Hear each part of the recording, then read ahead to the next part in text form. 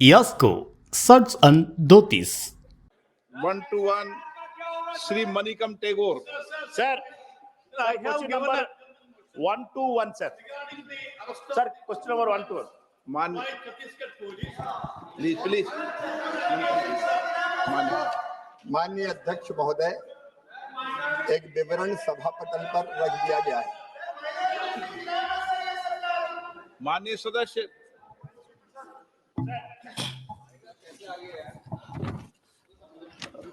Honorable Prime Minister publicly promised to double farmers' income in 2022. It is now 2025. Can the Honorable Minister present official data? Can the Minister not budget allocation figures on whether the farmers' real incomes adjusted for inflation have actually doubled? If not, will the government accept that this grand promise was a jumla and clarify what accountability measures it has taken for misleading the farming community? माननीय अध्यक्ष महोदय, प्रधानमंत्री श्रीमान नरेंद्र मोदी जी के नेतृत्व में किसानों की आय बढ़ाने का अभियान निरंतर जारी है। हमने 6 उपाय किए हैं। नंबर 1, सरकार ने उत्पादन बढ़ाने का फैसला किया, उत्पादन बढ़े।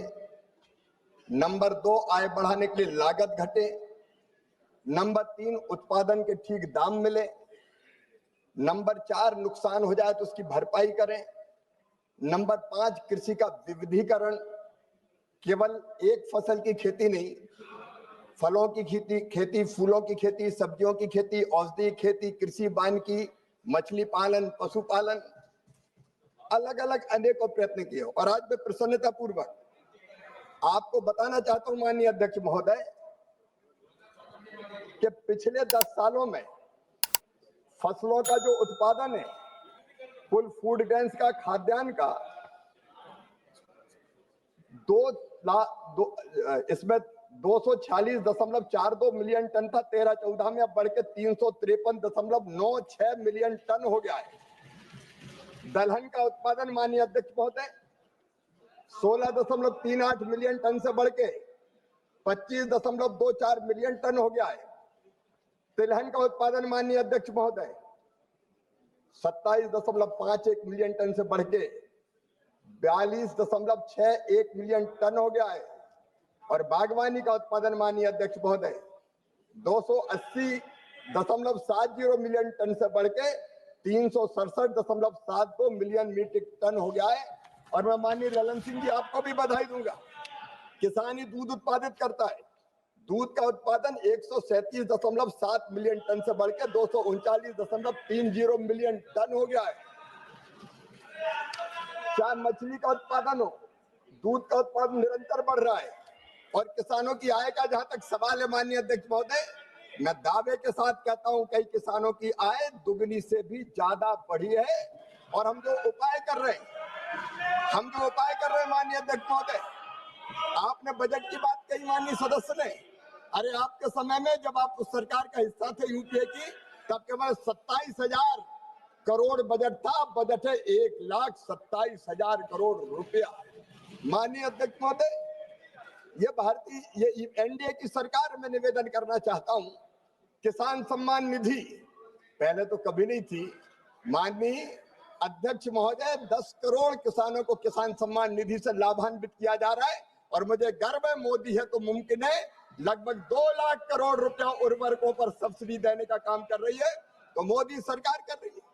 जब यूपीए की सरकार थी माननीय अध्यक्ष महोदय, तब केसीसी पर जो केसीसी और बाकी संस्थागत लोन मिलता था, वो लोन मिलता था केवल 7 लाख करोड़। आज वो लोन मिल रहा है 25 लाख करोड़ रुपया माननीय अध्यक्ष महोदय। फसल बीमा योजना के अंतर्गत मुझे कहते हुए गर्व है कि ये एनडीए की सरकार है जिसने 35,000 करोड़ रुपए के प्रीमियम के मुकाबले 1,83,000 करोड़ रुपए का क्लेम किसानों के खाते में डालने का काम किया है। ये एनडीए की सरकार है माननीय अध्यक्ष महोदय। जो किसानों की आय बढ़ाने के लिए मैकेनाइजेशन पर सब्सिडी दे रही है, पर ड्रॉप मोर क्रॉप में किसानों को ड्रिप और स्प्रिंकलर दिए जा रहे हैं, poly house technology, green house technology, फलों पर सब्जियों के उत्पादन से लेके बाकी सब चीजों पर उत्पादन बढ़ाने के प्रयास और ठीक ढंग से खरीदने के प्रयास। माननीय अध्यक्ष महोदय, किसान की आय बढ़े, इसलिए इसी सरकार ने फैसला किया कि उत्पादन की लागत पे कम से कम 50% मुनाफा जोड़कर किसान को एमएसपी प्रदान की जाएगी। जब इनकी सरकार थी तो 50% उत्पादन की लागत पर जोड़ने से कैबिनेट की बैठक में इन्होंने इनकार कर दिया था कि बाजार को विकृत कर देगा। ये संभव नहीं है, ये इनका कहना था। और इसलिए मैं कह रहा हूं माननीय अध्यक्ष महोदय, एमएसपी पर रिकॉर्ड खरीदी हो रही है, नुकसान पर भरपाई की जा रही है और यूरिया हो, डीएपी हो, बाकी उर्वरक हो, सब्सिडी पर उपलब्ध कराए जा रहे हैं। इससे किसानों की आय निरंतर बढ़ रही है माननीय अध्यक्ष महोदय। Sir, thank you sir. मैं डबलिंग का बात किया था, बट इनकम डबलिंग का बारे में सीनियर मंत्री है और उनने दूसरा बात किया। कोई बात नहीं। सेकंड क्वेश्चन है सर मेरा। द रिप्लाई सेलिब्रेट्स पीएम किसान and other schemes, but the harsh truth is tenant farmers, sharecroppers and landless laborers, for whom leader of opposition Rahul Gandhi ji has been raising for many years, who form more than half the rural agricultural force and still excluded from the benefits.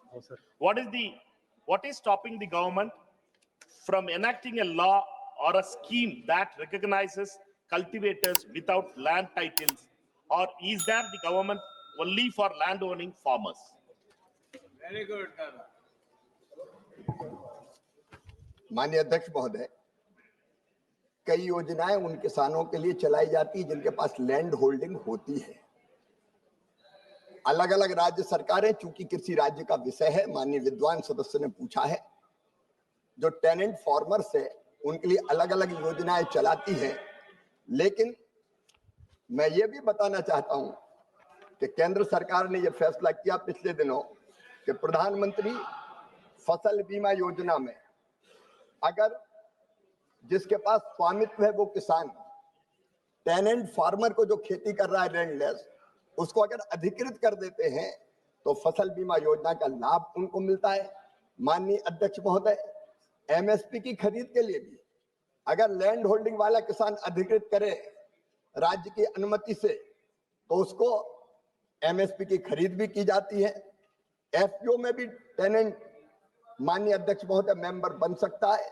और मैं माननीय विद्वान सदस्य को बताना चाहता हूं कि पिछले दिनों जो हमारे टेनेंट फार्मर है और शेयर क्रॉपर है जो बटाई पर खेती लेते हैं, उनको प्रधानमंत्री फसल बीमा योजना में ऐसे लगभग टेनेंट और शेयर क्रॉपर दोनों मिलाकर, शेयर क्रॉपर 6,55,846 किसान थे, उनको लाभ दिया गया है, और टेनेंट 41,62,814 किसान थे, उनको लाभ दिया गया है। तो टेनेंट किसानों को भी कई योजनाओं का लाभ देने का प्रयत्न किया जा रहा है। यास्को सर्च and Dotis. மின்னம்பலம்.com தமிழின் முதல் மொபைல் பத்திரிகை.